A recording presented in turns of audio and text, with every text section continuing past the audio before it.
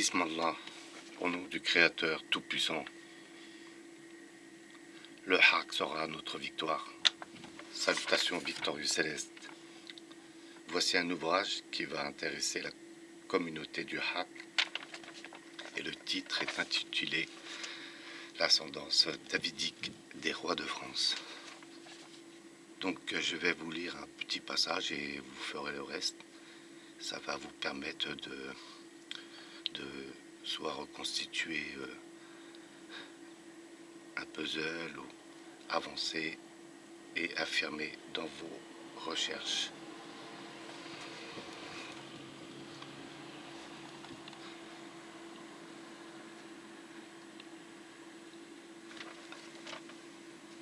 Ascendance davidique des rois de France. La Bible dit que Noé, qui était le 10e degré de la filiation humaine, eut 3 fils et que leur postérité peupla le monde après le déluge. Genèse 9, versets 1, 18, 19. 2 de ces fils furent les ascendants des races qui nous intéressent, Sem, l'auteur des maisons de Juda et d'Israël, et Japheth, ancêtre des peuples européens, Cham, Égypte, Inde et Afrique. Juda, au 24e degré depuis Édem, frère de Lévi, ancêtre des grands prêtres, et de Joseph, qui fut le premier ministre de Pharaon d'Égypte. Juda, dis-je, eut 2 fils de la Syrienne Tamar.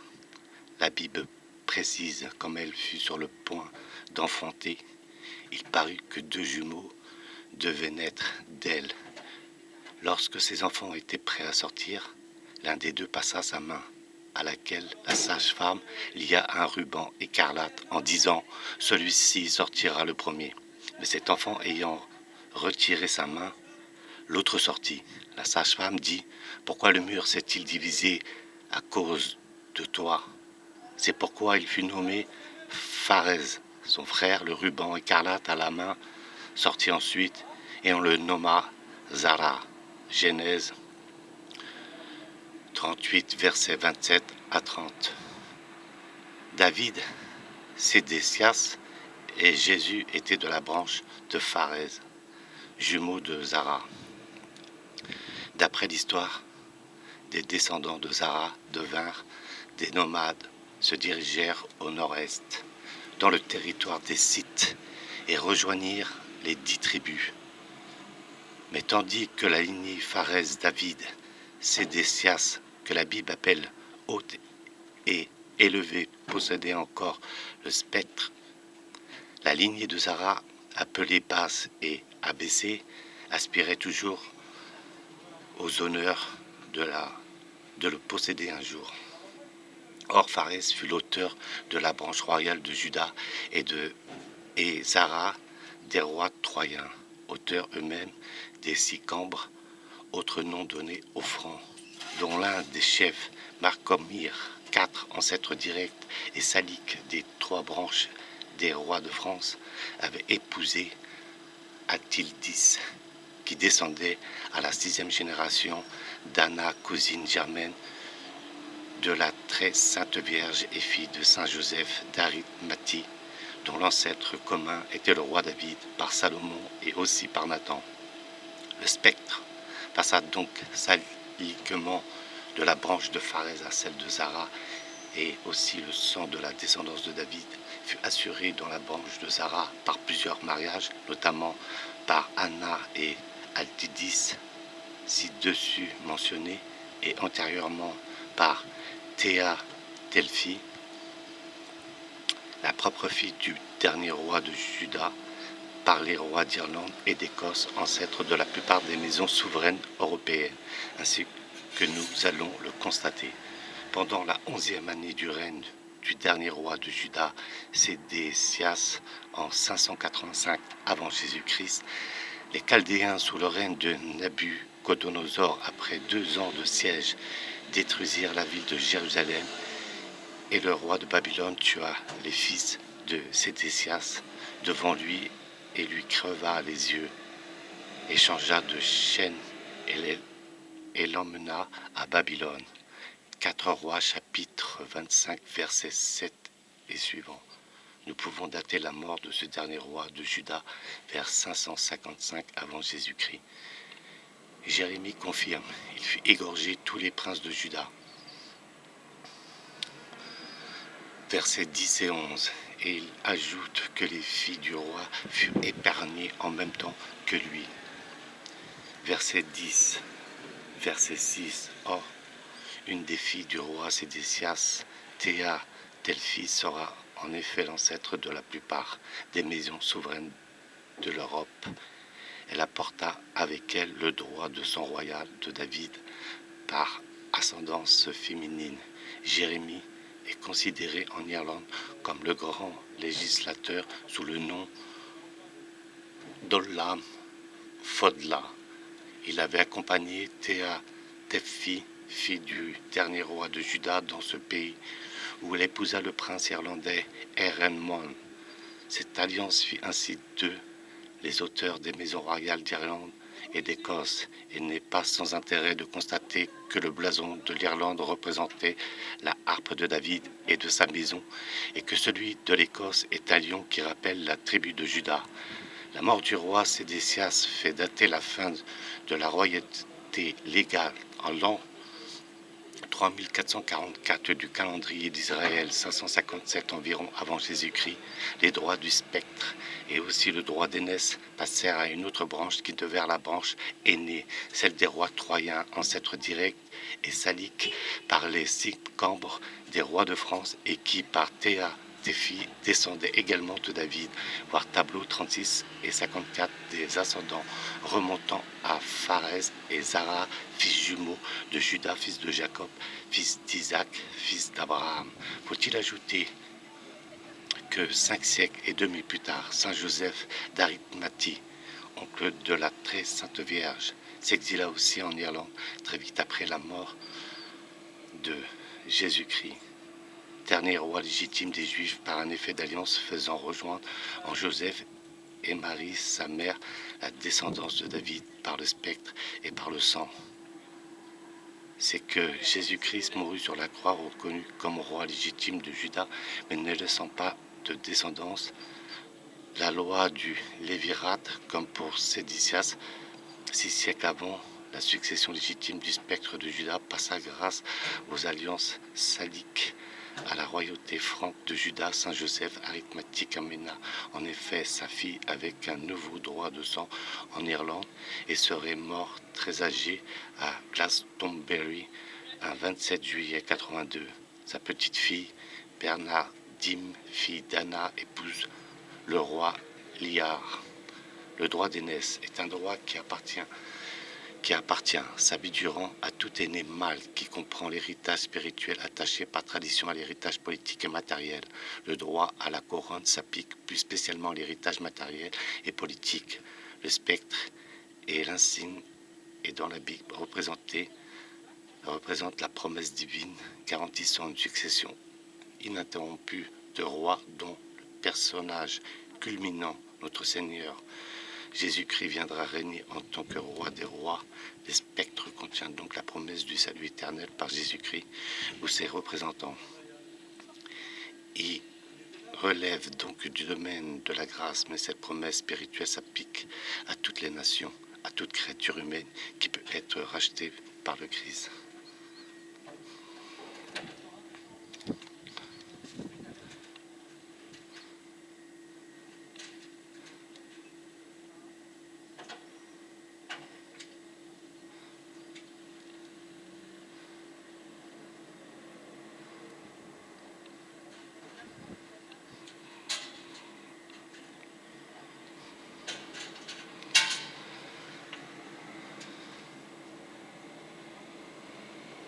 Rappelons que Joseph fit venir son père et ses frères en Égypte avec tous les leurs. Puis naquit Moïse qui, sur l'ordre de Dieu, ramena le peuple d'Israël vers la terre promise. C'est au cours de ce retour qu'eut lieu le passage de la mer Rouge et la destruction de l'armée égyptienne.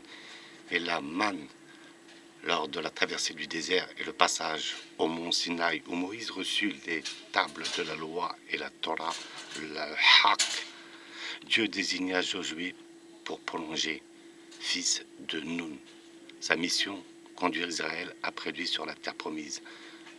Dans la guerre contre les Amalécites, Josué avait mis l'ennemi en déroute. Arrivé au bord du Jourdain, Dieu renouvela le miracle qui s'était produit lors du passage de la mer Rouge. Et Josué se rendit maître de tout le pays de Canaan, la Palestine, qui fut alors partagée entre les 12 tribus d'Israël, où elles furent gouvernées par les juges. Ascendance Lévi, Moïse, Josué, juge.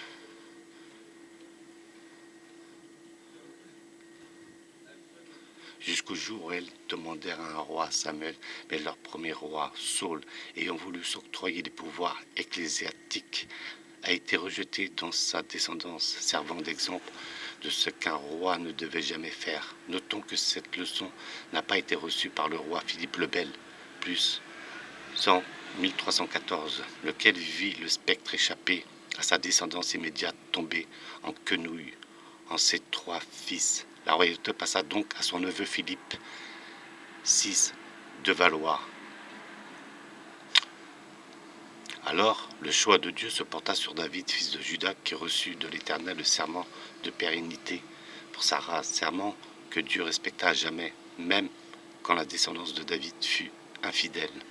L'ascendance davidique de notre Seigneur, les 2 généalogies évangéliques de saint Matthieu et de saint Luc relatent une ascendance double. Joseph et Marie avaient pour ancêtres 2 des fils de David, le roi Salomon, dont la descendance est relatée dans l'évangile de saint Matthieu, et Nathan, dont la postérité a été décrite par saint Luc. Ces 2 lignées se rejoignirent saliniquement avec Zorobabel, Éléazar, au 24e degré de la descendance de Salomon et arrière-grand-père de saint Joseph, eut une fille qui épousa Lévi. Ce Lévi est grand-père de saint Joachim ou Joachim, père de la très sainte Vierge, dite aussi Élie, contraction de Eliakim ou Joachim, mais également de saint Joseph d'Arimathie. Ajoutons que par sa mère, sainte Anne, Marie descendait des grands prêtres. Toutes ces généalogies sont inscrites dans la Bible. Origine des populations en Europe, tout à fait à l'origine des anciens habitants de notre pays, étaient les Ibères, qui descendaient de Japheth, fils de Noé. Ils franchirent les Pyrénées un peu plus tard. Javan, fils de Japheth, eut plusieurs fils. Rhodanim, ancêtre des habitants de Rhodes et des populations qui s'installèrent à l'embouchure du Rhône. Élie, ancêtre des Grecs et des Latins. Enfin, Tar-Sisa s'installa tout d'abord en Asie mineure, où il aurait fondé le port de Tarsis avant que ses descendants se soient installés dans la Ligurie en Italie. Ceux qui envahirent la Germanie, la Scandinavie et les îles britanniques s'appelèrent alors du nom général de Saxons ou Isaacson. Les fils d'Isaac, une fille de Priam, roi de Troie, épousa Ménon. D'où à la 22e génération Odin, qui épousa Fréa, fille des Francs, par Saint Lucie et Marcomir. 4. Telle est l'origine des différentes maisons saxonnes. La mythologie scandinave a fait d'Odin un dieu.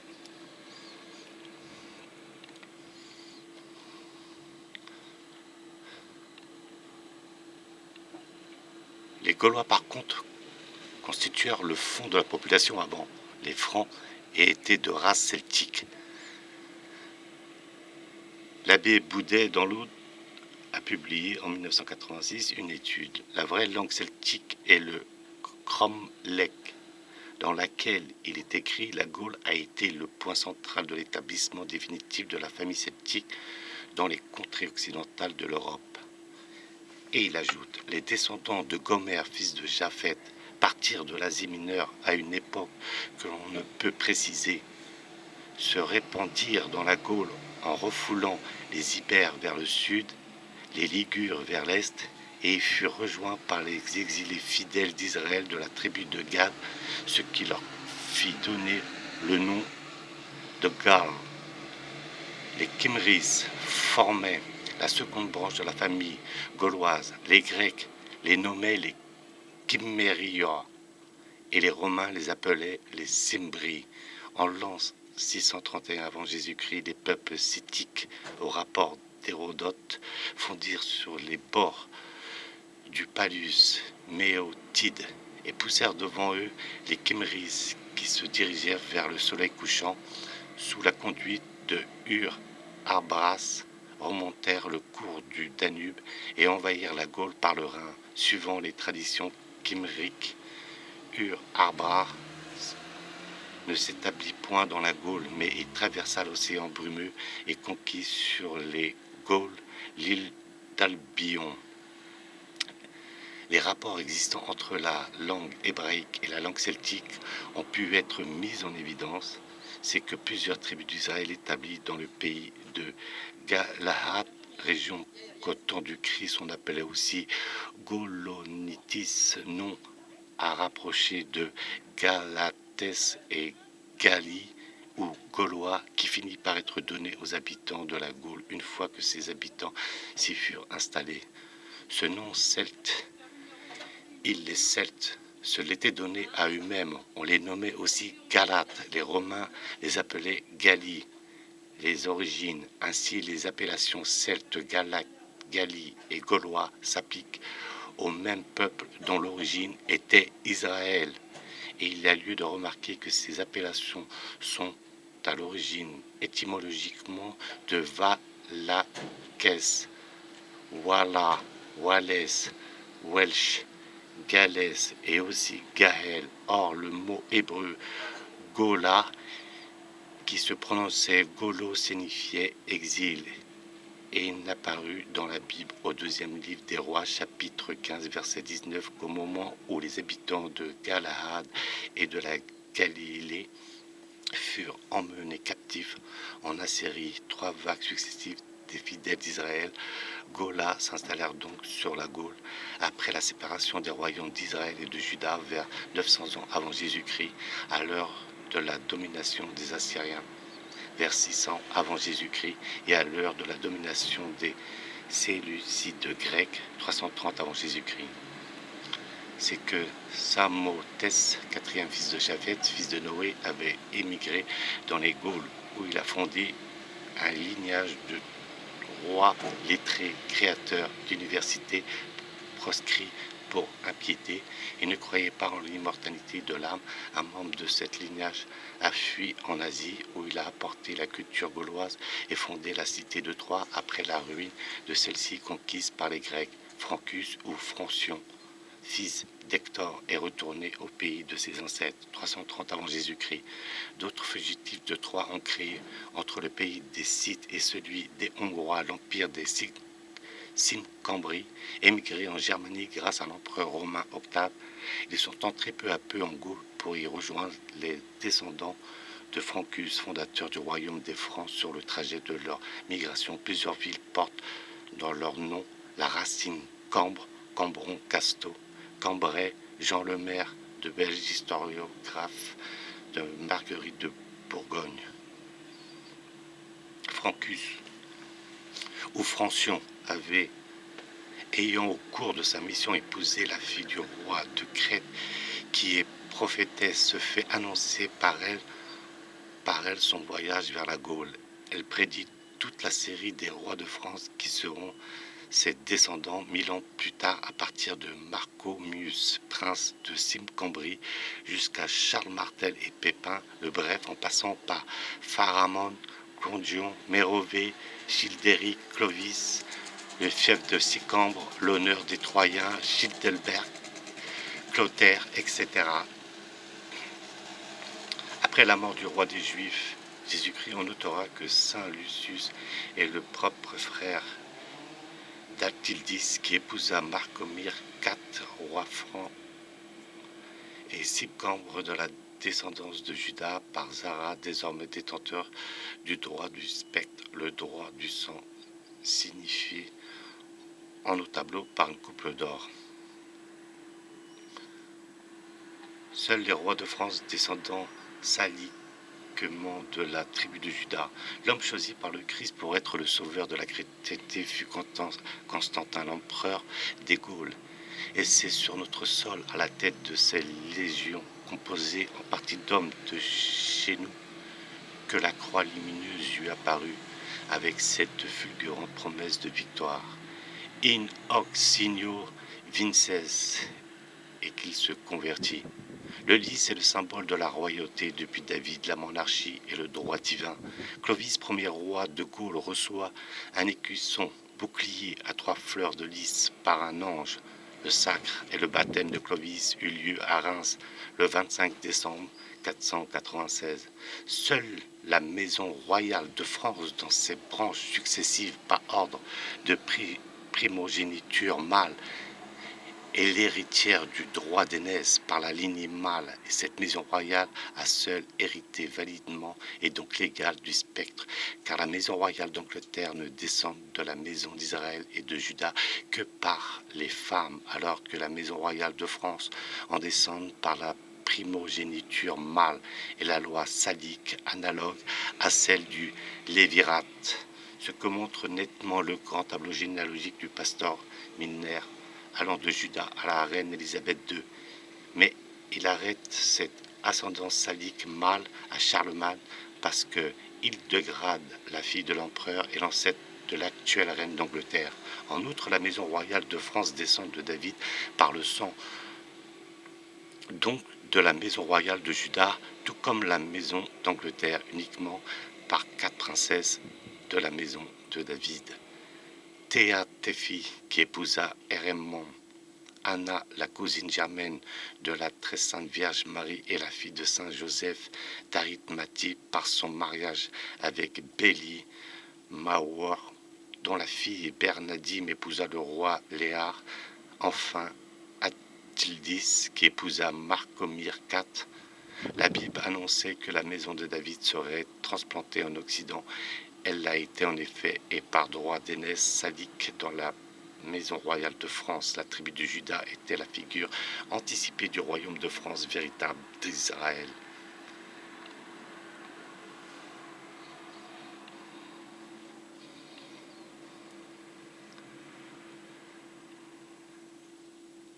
L'Église l'avait institué pour les seuls rois de France, la cérémonie du sacre de droit divin qui faisait d'eux les représentants de Dieu dans l'ordre temporel et les chefs de tous les souverains. Parlant du roi de France, le pape Saint Grégoire le Grand, qui régna de 590 à 604, va jusqu'à